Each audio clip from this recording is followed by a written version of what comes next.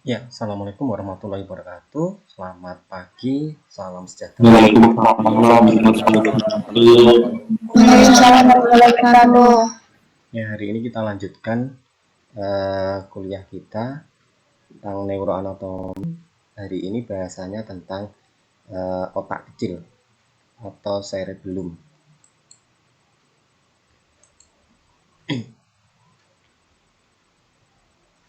Ya, jadi seperti yang kita ketahui, otak kecil ini ada di, kalau kita lihat, ada di bagian belakang dari kepala kita. Jadi kalau misalnya kita lihat dari gambar di sini, ini ada di belakang sini. Ini gambaran dari otak kecil kita.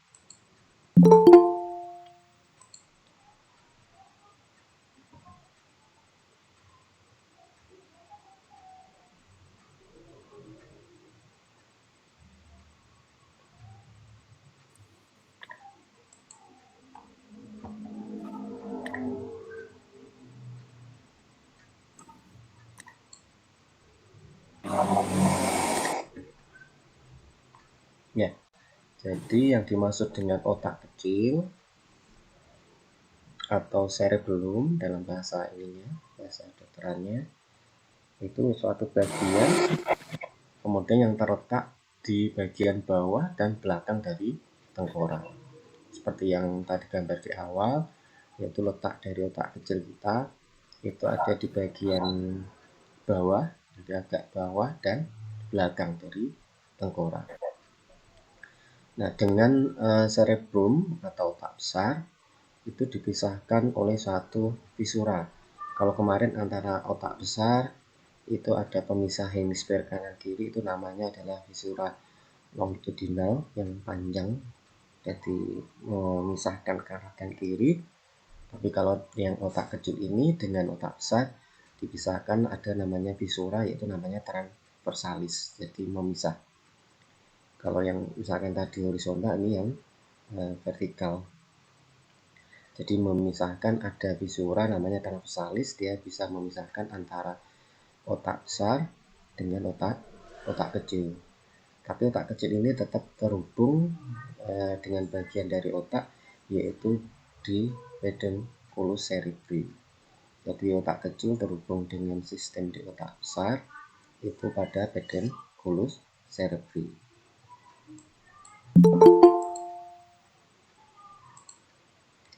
Nah, kemudian di letaknya lagi, otak kecil ini ada di belakang dari pons. Jadi pons ada di depan, kemudian di belakangnya ada otak kecil atau cerebellum.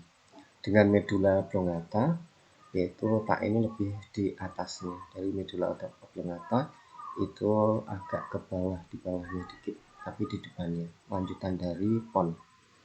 Bentuknya oval, jadi tidak bulat persis, tapi bentuk seperti oval.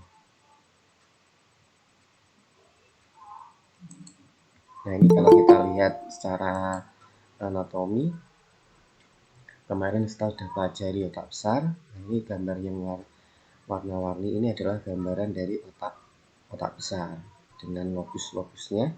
Nah, sementara yang otak kecil yang gambarnya warna coklat di sini. Nah, ini gambaran dari otak kecil atau cerebellum. Kalau ini cerebrum, ini cerebellum.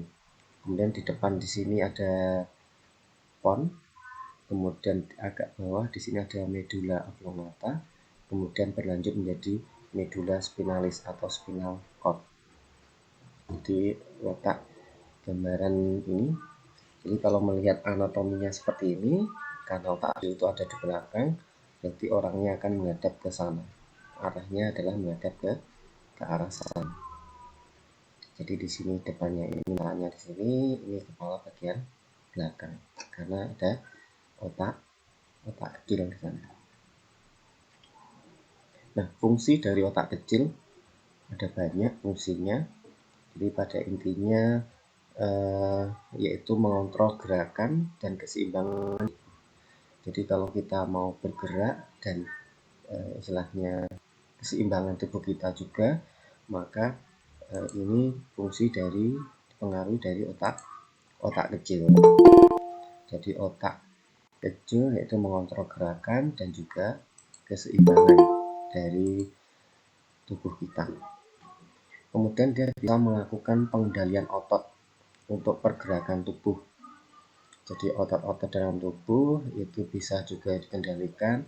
Jadi ini kalau dibandingkan dengan otak besar, fungsinya ini adalah membantu misalnya. Jadi mengontrol gerakan, pengendalian otot dan lain sebagainya. Ini fungsi utamanya memang di otak besar, tapi otak kecil ini adalah membantu.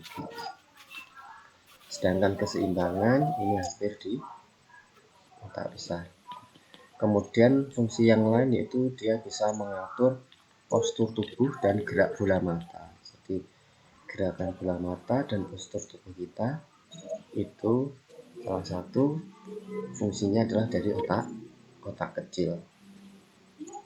Kemudian membantu fungsi kognitif atau seperti misalkan bahasa, emosi, kemudian perhatian seseorang, ini salah satu dari fungsi dari otak kecil. Kemudian yang terakhir yaitu pengatur gerakan dan informasi dari rangsangan, jadi supaya bisa melakukan gerakan yang tepat. Jadi fungsinya adalah mengatur gerakan dan informasi. Nah, dilihat dari strukturnya, struktur otak kecil ini sama seperti dari otak besar, yaitu dia tersusun juga yaitu atas dua hemisfer. Jadi kalau dilihat dia nanti bisa terpisah menjadi dua, yaitu hemisfer kanan dan hemisfer kiri.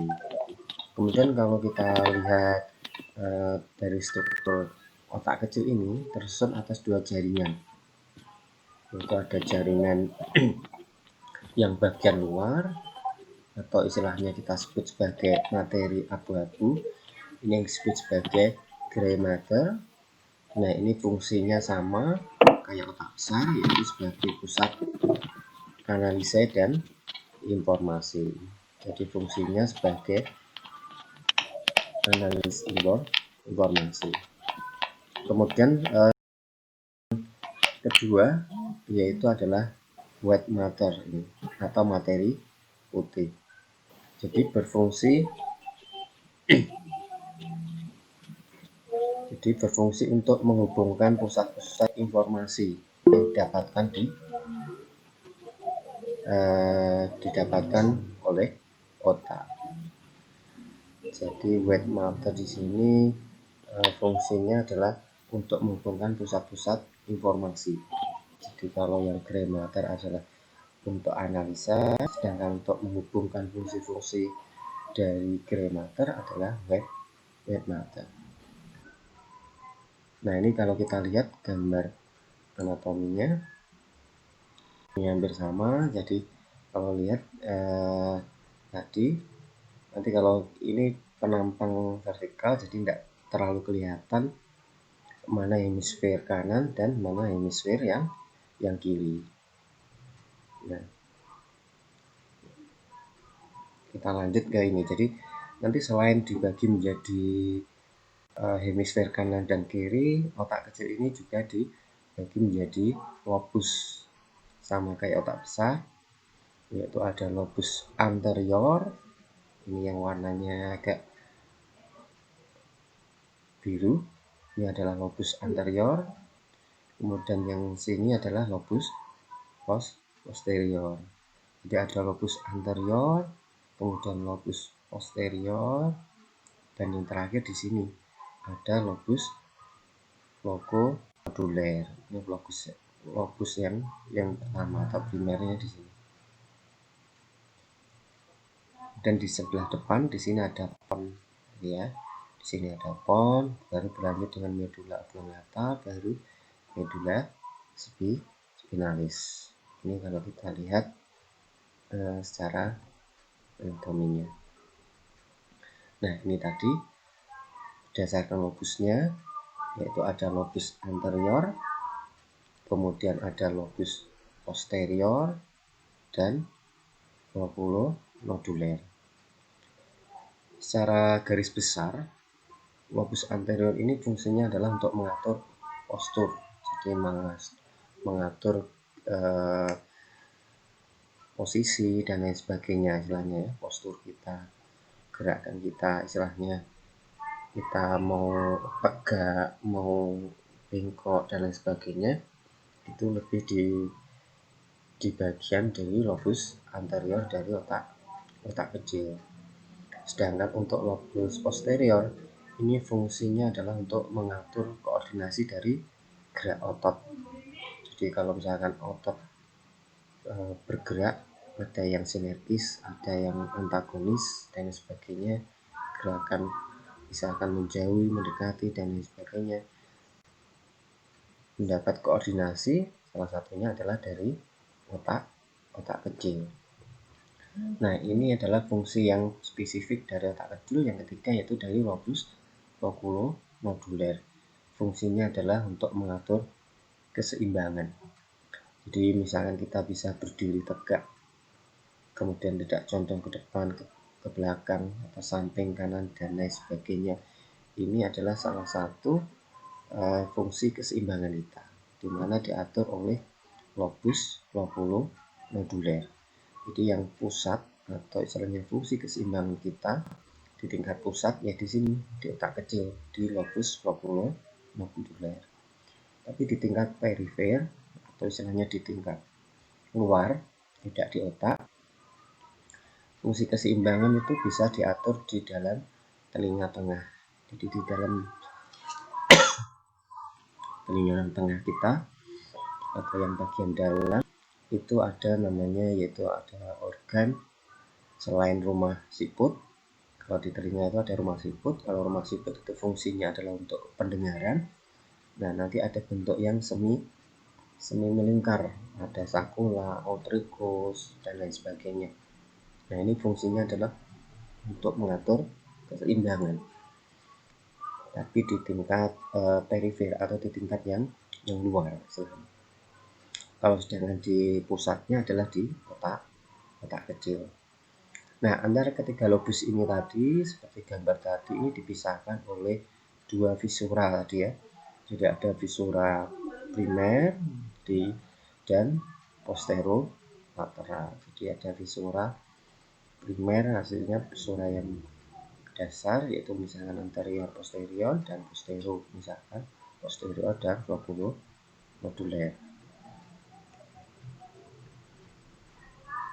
Nah, ini kalau dilihat dari gambar penampang tadi. Jadi penampang dari arah anteroposterior istilahnya. Kalau tadi dari arah samping, kalau ini arah dari belakang. Nah, kalau dilihat tadi sudah kelihatan bahwa otak kecil ini dipisahkan menjadi dua, yaitu menjadi hemisfer kanan atau kiri, kemudian dan hemisfer kanan. Misalkan ini hemisfer kanan yang sebelah kanan, dan ini adalah hemisfer kiri. Jadi dipisah oleh di sini gambar misalnya ada vermis. Jadi ada vermis ini tengah ini, yaitu memisahkan, seakan-akan memisahkan otak kecil ini menjadi dua, yaitu menjadi hemisfer kanan dan hemisfer kiri. Nah, kemudian kalau dilihat dari lobusnya, jadi ada lobusnya. Di sini ada lobus anterior, yaitu yang kita kasih warna semu abu-abu atau biru. Kemudian ada yang lobus posterior, ini ya, lobus posterior. Sedangkan lobus oculonodular di sini tidak kelihatan ya, ketutup dengan. Jadi ada lobus anterior, kemudian lobus posterior.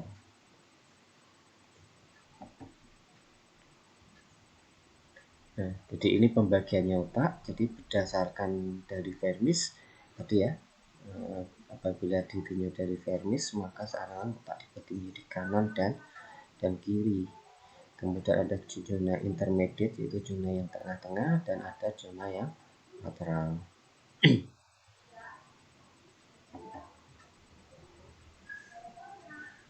Jadi mohon maaf mungkin nggak terlalu jelas, tidak apa-apa. Sedikit mungkin nanti di slide-nya di materinya bisa kelihatan jelas. Baik, Pak. Baik, Pak. Nah, ini tadi gambaran skematis saja. Jadi ini ada vermis, kemudian memisahkan antara hemisfer kanan, kemudian dengan hemisfer kiri. Jadi memisahkan antara hemisfer kanan dan kiri, ini adalah vermis. Kemudian yang warna kuning, di sini ada lobus anterior, kemudian yang warna hijau ini adalah lobus posterior. Kalau dari gambar ini, lobus yang ketiga, loculonodular tidak kelihatan. Tapi nanti di gambar yang atas ini ada kelihatan, yaitu yang warnanya biru sini ya. Warnanya biru di sini adalah lobus loculonodular. Nah, pemisahnya tadi ada pemisah antara anterior dan posterior, itu ada visura, yaitu primary visura di sini, primer. Kemudian antara flocculo dengan posterior, yaitu dipisahkan dengan visura posterolateral visura. Kalau ini primary, ini posterior.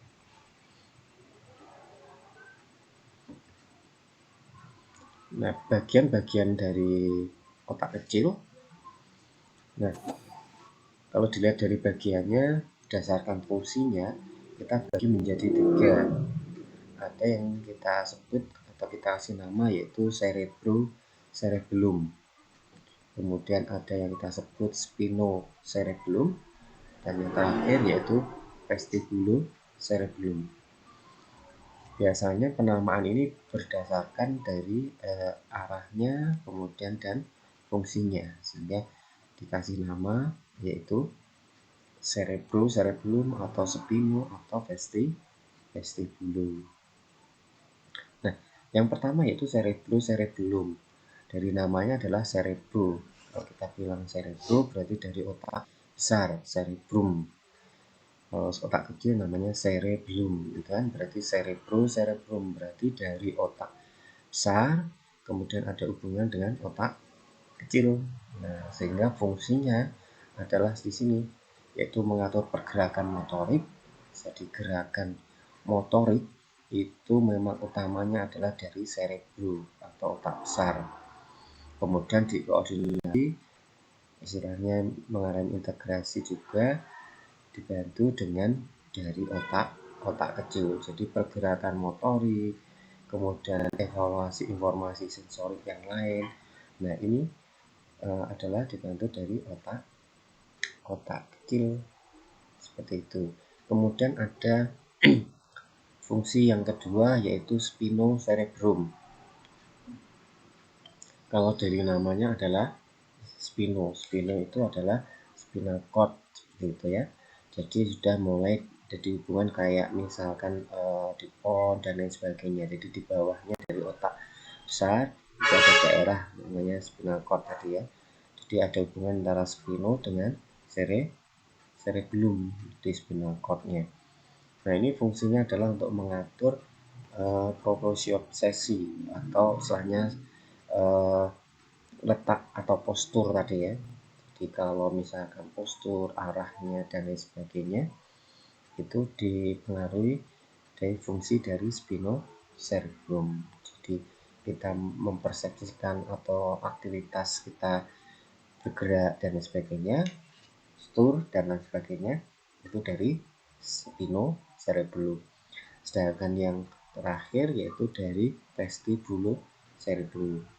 Jadi dari namanya adalah vestibulo, itu ada, kalau kita dengar vestibulum itu ada organ di situ, yaitu di istilahnya di daerah dekatnya pon, kemudian medulla oblongata, di situ ada vestibulo ke cerebrum. Nah, ini fungsinya adalah untuk mengatur keseimbangan dan gerakan dari bola mata. Ini fungsi dari bagian otak yang ketiga. Nah, tadi sudah kita lihat lobus otak. Ini hanya gambar. Kalau lobusnya tadi ada lobus anterior, kemudian posterior, dan loculonodular. Nah, maka kalau kita perdalam lagi, kita bisa lagi yaitu ada namanya yang lebih kecil lagi. Kalau lobus itu yang besar, kalau lebih kecil lagi namanya lobulus. Jadi kalau yang lebih besar itu adalah lobus bagiannya. Kalau lihat di sini, ini yang sebelah depan ini adalah lobus. Ini. Kemudian yang sebelah belakang di sini adalah lobus posterior, yang sebelah sini adalah lobulus. Nah, dari lobus anterior atau lobus posterior dan lobulus ini kalau kita perdalam lagi itu ada bagian yaitu namanya lobulus atau istilahnya kita perkecil lagi menjadi lobulus. Jadi ada 10 lobulus. Jadi kalau kita perkecil lagi di otak kecil ini ada 10 lobulus. Mulai yang pertama yaitu ada istilahnya lobus lingula di sini. Ini ada lobus lingula, kemudian ada lobulus yang kedua, kemudian ketiga, kemudian keempat. Di sini juga ada lobus kelima, lobulus keenam, ketujuh, sampai yang terakhir yaitu lobulus ke-10. Jadi kalau kita bisa menjadi lobulus, otak kecil ini ada 10 lobulus.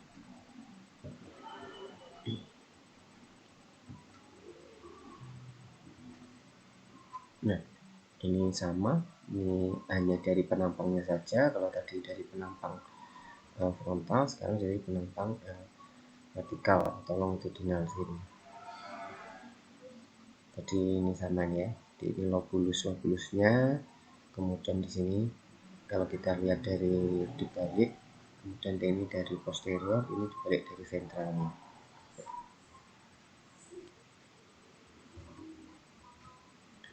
Nah, sekarang kita bandingkan otak kecil dengan otak besar. Jadi otak kecil ini kalau kita lihat dia merupakan bagian terbesar kedua dari otak. Jadi kalau misalkan otak besar baik lobus kemarin frontal, posterior, occipital gitu ya, temporal, parietal itu jadi satu otak besar, maka otak kecil ini adalah bagian terbesar kedua setelah otak besar. Makanya disebut dengan otak kecil. Kemudian ada bagian lagi yaitu pons, kemudian medula oblongata dan sebagainya. Nah, dilihat dari letaknya, otak kecil ini adalah letaknya di belakang. Jadi kalau otak besar itu di depan, misalnya agak depan atas, nah otak kecil ini adalah di belakang bawah. Dalam fungsinya adalah dia bisa mengkoordinasi fungsi sadar dan juga mengontrol keseimbangan. Tadi sudah dijelaskan, yaitu bisa mengkoordinasikan gerak, yaitu dari fungsi cerebrum seperti itu ya. Dan juga yaitu fungsi yang spesifiknya yaitu mengontrol keseimbangan, yaitu dari vestibulo cerebrum. Jadi fungsinya adalah untuk mengatur keseimbangan. Nah, otak kecil ini juga dapat berkembang jauh lebih cepat dibandingkan otak besar. Jadi pada manusia kadang otak kecil bisa berkembang lebih cepat. Kemudian pada beberapa dekade atau masa misalkan 1 tahun, 2 tahun dan sebagainya, baru otak besar yang nanti berkembang. Nah, otak kecil ini memiliki lebih banyak neuron daripada otak besar. Jadi kalau dilihat secara neuronnya, jadi karena dia agak kecil gitu ya, maka dia banyak juga memiliki neuron. Jadi karena fungsinya juga kompleks. Nah, kalau otak besar kemarin sudah kita jelaskan, yang bagian yang paling penting itu adalah di korteksnya, di pinggir dari otak besar, sehingga diperlukan lekuk-lekuk atau girusnya, di visuranya, kemudian girusnya dan lain sebagainya. Dimana kalau itu semakin banyak, maka dia akan semakin intelektualnya semakin tinggi seperti itu.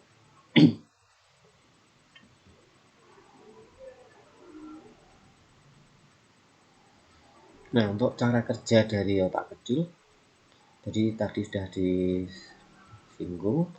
Jadi bagian terbesar dari otak kecil ini adalah menerima informasi tentang gerakan yang diinginkan dari kontraksi otot. Jadi karena sebagian besar yaitu dia berhubungan dengan otak besar atau cerebrum. Nah, ini maka dia fungsinya adalah menerima informasi untuk dikoordinasikan. Gerakannya tadi seperti apa, misalkan seperti ya. Nah, dikoordinasikan dengan otak kecil sehingga dia bisa nanti menghasilkan suatu stimulus atau jawaban dari koordinasi tersebut, sehingga muncullah nanti di kontraksi otot. Jadi kalau kemarin kita sudah lihat, kalau otak besar itu kan dibagi menjadi oleh karena viscera sentralis. Jadi kalau viscera sentralis maka menjadi otak besar itu seakan-akan dipisah, yaitu yang sebelah depan dan sebelah belakang. Nah, sebelah belakang itu fungsinya adalah untuk sensorik. Jadi awal datangnya informasi. Jadi kalau informasi datang kemudian ke otak pertama kali otomatis diterima di bagian yang belakang atau kemarin disebut yaitu pada daerah post sentralis, yaitu daerah setelah sulcus sentralis, namanya post sentralis. Jadi fungsinya adalah menerima. Nah, sebelum diaplikasikan menjadi gerak kontraksi otot, kemudian yang diinstruksikan kepada bagian depan dari sulcus sentralis atau kemarin disebut dengan presentralis, maka dia dikoordinasikan dengan otak kecil. Makanya letaknya di belakang dan otak kecil juga di belakang, sehingga mudah untuk mengkoordinasikan gerakan-gerakan tersebut. Jadi sebelum dilakukan stimulusnya dari informasi yang datang, maka dia sudah mendapat koordinasi atau mendapat integrasi gabungan dari jawaban dari otak kecil misalnya. Baru setelah komplit, baru dia memberikan informasi ke yaitu namanya gyrus presentralis atau di depan sulcus sentralis. Nah, kalau di depan sulcus sentralis fungsinya adalah nanti memberikan stimulus motorik. Jadi kalau misalkan setelah di gyrus presentralis, maka dari situ maka muncul impuls untuk bergerak atau berkontraksi, namanya stimulus motorik. Kemudian yang setelah dia dapat, maka informasi yang tadi diterima itu terus-menerus diperbaharui. Jadi hitungannya adalah informasi itu tidak datang sekali tapi berkali-kali. Nggak beda jauh, misalkan kayak kita melihat benda. Kita memberikan informasi itu tidak hanya sekali, tapi pada prinsipnya itu terus, misalnya terus-menerus ada. Karena sehingga kita bisa melihat benda dikatakan bergerak dan lain sebagainya itu karena adanya informasi yang terus menerus. Berbeda kalau informasi ini hanya sekali disampaikan. Kalau sekali, maka kita tidak akan bisa melihat pergerakan. Sekali dilihat, ya, otomatis akan bergerak saat itu. Tapi ini adalah informasi yang terus menerus. Nggak beda jauh kalau misalkan mungkin Anda pernah lihat di ini ada Google Map di situ ya. Nah, Google Map itu pada prinsipnya mapnya itu didapatkan dari satelit itu ya, satelit punyanya NASA, kemudian yang difoto pada suatu saat. Jadi kalau dengan melihat Google Map dan lain sebagainya, melihat persis di situ ada bangunan dan lain sebagainya, sampai jalannya dan sebagainya, itu hanya hasil foto yang pada suatu saat tertentu. Jadi kurang lebih mungkin 1 minggu atau berapa, kalau nggak 1 minggu ya mungkin 2 minggu sekali itu fotonya akan diganti.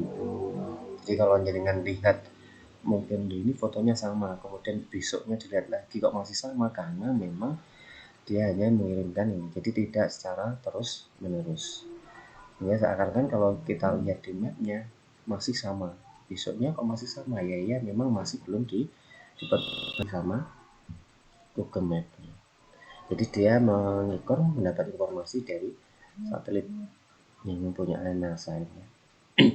Nah sama kalau di otak kita enggak, jadi dia memberikan informasi ini terus menerus, jadi ibaratnya informasi itu terus, jadi satu masuk dilanjutkan dengan informasi kedua, ketiga, dan sebagainya, sehingga kita bisa melihat bayangan atau benda tersebut. Kalau dia bergerak ya otomatis maka tubuh kita bisa mendeteksi, oh ini positifnya, sehingga kalau kita lihat, oh ini ada bayangan bergerak, seperti itu. Kalau itu tidak terus menerus, ada jeda misalkan ya, ada informasi yang pertama, kemudian kedua, ketiga tidak diteruskan, baru ada informasi ketujuh, itu bisa kayak terputus ibaratnya. Satu masuk misalkan dari jarak ada informasi benda dari jarak 10 meter, kemudian yang kedua padahal dia jalan tidak ada informasi lagi, tahu-tahu informasi yang ke-10 ternyata sudah di depan. Nah ini bisa kaget kita. Nah di otak tidak seperti itu, jadi sinyal, jadi apa yang kita lihat dari panca indera mata, apa yang kita dengar, itu pada prinsipnya adalah informasi yang terus menerus memberikan informasi ke otak. Jadi benda bergerak, benda dan lain sebagainya itu terus menerus memberikan informasi ke otak, sehingga memperbarui informasi yang masuk di otak, sehingga tubuh bisa merespon nantinya. Nah, bagian otak kecil ini memiliki kapasitas yang unik untuk menerima berbagai macam informasi, sama kayak kalau kemarin kita sebut ada area motor, juga ada saraf pusat, kemudian daerah kognitif, daerah sensorik, daerah emosional ya, yang terhubung dengan otak kecil. Jadi daerah-daerah yang kemarin sudah kita jelaskan di otak besar itu berkoordinasi dengan otak kecil, jadi saling memberi informasi. Jadi sama misalkan ya, kayak ada seseorang, kemudian dia punya informan, kalau informannya satu dengan dia punya informan yang banyak, maka informasi akan lebih komprehensif apabila dia punya informan yang banyak. Jadi informan atau orang informannya banyak, maka dia punya informasi yang lebih akurat dibandingkan dia hanya punya satu informan saja. Kalau punya satu ya otomatis kemungkinan belum akurat. Nah di otak kita itu banyak, jadi selain otak besar, otak kecil, kemudian daerah-daerah yang lain di sekitarnya. Nah ini semua memberikan informasi kepada otak besar kita, sehingga otak besar kita nanti sudah bisa mempersepsikan dengan secara benar. Itu baru di daerah sensorik, baru nanti kalau mau gerak, baru dia memberikan informasinya ke area motorik untuk bergerak di sana. Jadi prinsipnya adalah ada satu informasi, maka informasi ini akan dikoordinasikan dengan bagian-bagian yang lain, di mana bagian-bagian yang lain itu juga bisa mendapatkan dari berbagai sumbernya, sehingga dikoordinasi atau digabungkan, diintegrasi, maka menjadi suatu informasi yang komprehensif, yang valid misalnya.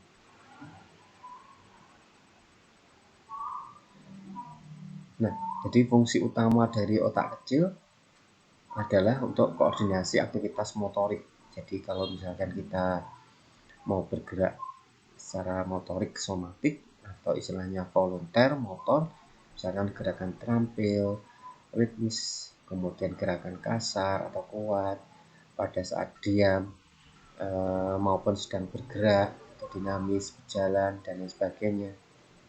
Nah ini adalah salah satu koordinasi dari fungsi utama dari otak kecil. Kemudian yang kedua yang tidak kalah pentingnya, yang utama juga dari otak kecil ini adalah pengendali sistem keseimbangan tubuh. Jadi mulai dari tonus otot, kemudian medula spinalis dan sebagainya, itu utamanya dari keseimbangannya adalah dari otak otak kecil. Misalkan kita berdiri tegak, kita tidak jatuh atau tidak jatuh ke depan atau ke belakang, ke samping dan lain sebagainya, itu karena adanya sistem informasi dari otak kecil atau sistem keseimbangan kita. Jadi kita suruh berdiri tegak, ternyata kita bisa berdiri tegak, ya berarti itu sistem koordinasi seimbangan dari otak kecil kita berjalan dengan baik. Jadi bisa memberikan informasi dengan baik. Ada orang-orang tertentu atau pada pasien-pasien tertentu yang terganggu sistem keseimbangannya atau di otak kecilnya terganggu, ya dia tidak bisa berdiri dengan tegak. Berdiri dengan tegak dia akan semakin kayak sempoyongan gitu ya, atau mau jatuh ke depan atau jatuh ke belakang, samping dan lain sebagainya. Nah, itu adalah salah satu utama dari fungsi otak kecil, atau bisa kita tes namanya tes prop atau jalan gitu ya. Dia disuruh jalan pada garis lurus gitu ya, tapi jalannya kakinya istilahnya menapak satu kemudian satu di depannya, jadi kayak menapak kakinya itu menapak seperti juga kayak membentuk garis. Jadi misalkan kaki kiri di depan, kemudian kaki kanan di depannya kaki kiri yang membentuk garis lurus sejajar dengan garis lurus. Nah, kalau dia disuruh jalan dengan cara seperti itu, kita lihat dia bisa enggak jalan lurus tanpa sempoyongan atau tanpa jatuh. Kalau dia jatuh berarti fungsi keseimbangannya adalah terganggu. Tapi ingat, tadi sudah dijelaskan bahwa fungsi keseimbangan tidak hanya di otak kecil, bisa juga di perifer, yaitu di telinga bagian dalam. Jadi di telinga bagian dalam itu ada juga fungsi keseimbangan yang sifatnya perifer. Sehingga pada orang yang misalkan dites keseimbangannya kok tidak bisa, belum tentu juga bisa dikatakan bahwa otak kecilnya, belum tentu. Siapa tahu di fungsi keseimbangan yang perifernya itu terganggu.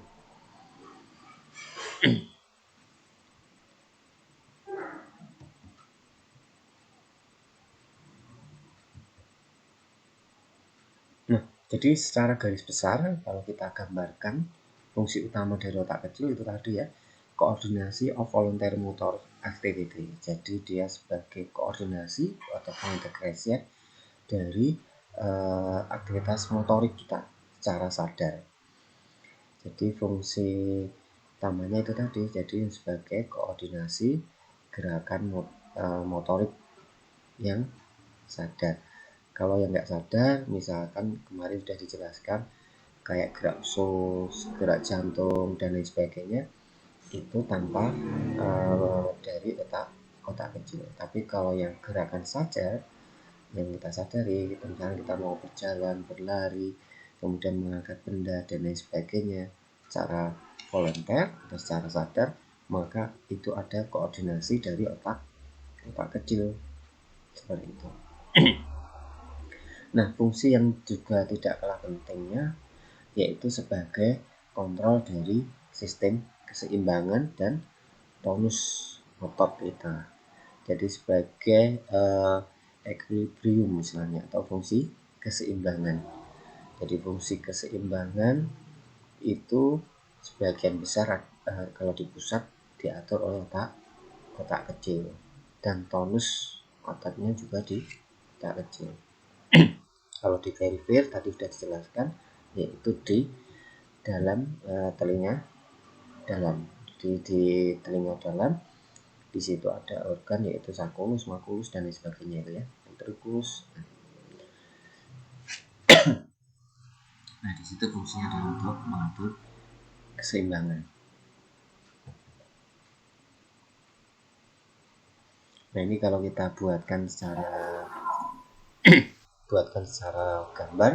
Jadi ini adalah otak kecil, kemudian di sini adalah fungsinya sebagai voluntary motoric ya, activity, dan juga sebagai muscle tonus atau equilibrium. Tadi ingat, equilibrium atau sebagai fungsi keseimbangan itu ada di daerah flow ini ya, ada di daerah ini. Kalau belum di situ ya. Jadi daerahnya ada slow, kemudian ada daerahnya flow noduler dan lain sebagainya, adalah untuk fungsi keseimbangan. Ini kalau kita potong secara vertikal, ini gambarannya adalah seperti ini, gambaran dari otak kecil. Jadi bagian yang luar sama kayak otak besar, jadi nanti ada perbedaan antara otak besar, kemudian otak kecil, daerah medula, kemudian medula oblongata, maksud saya itu akan berbeda kalau kita nanti akan melihat dengan medula spinalis. Kalau di daerah otak besar, otak kecil dan lain sebagainya, bagian pinggir ini warnanya abu-abu atau istilahnya gray matter, sama kayak otak besar. Loh, ini kalau tengahnya abu-abu dok, ini maksudnya karena ada girus, lekuan-lekuan. Jadi sebenarnya ini tepinya, jadi tepinya, kemudian ini ada lekuan lagi. Nah ini otomatis ini namanya abu-abu, atau adanya yang agak keras lagi, misalkan nukleus dan sebagainya, ini namanya abu-abu. Nah kalau dilihat dari neuronnya atau sarafnya, ini gray matter ini yaitu banyak mengandung namanya badan atau istilahnya. Dan kalau besok kita pelajari sarafnya, ini baru organ besarnya, ini banyak mengandung badannya, yaitu dendrit dan lain sebagainya.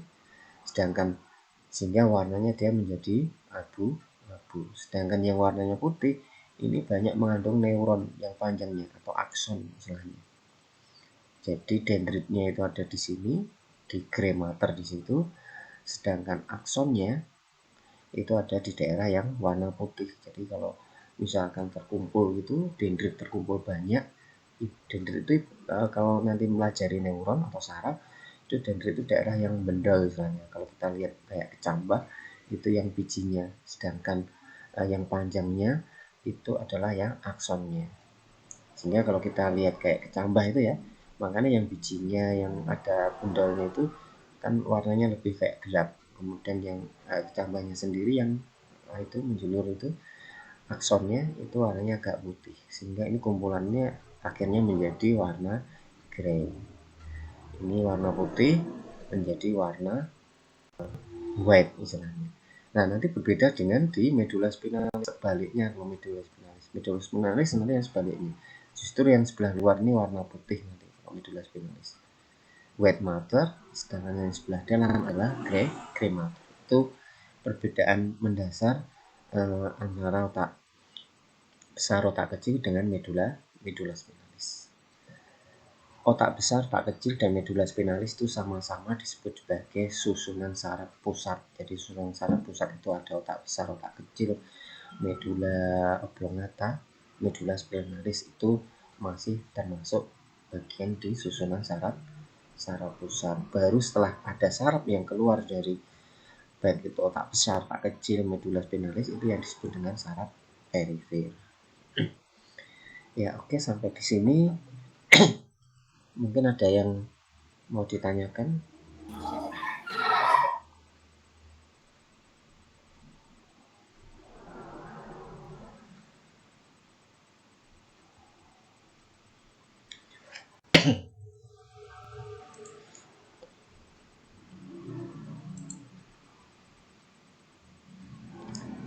Ya kalau tidak ada, mungkin kuliah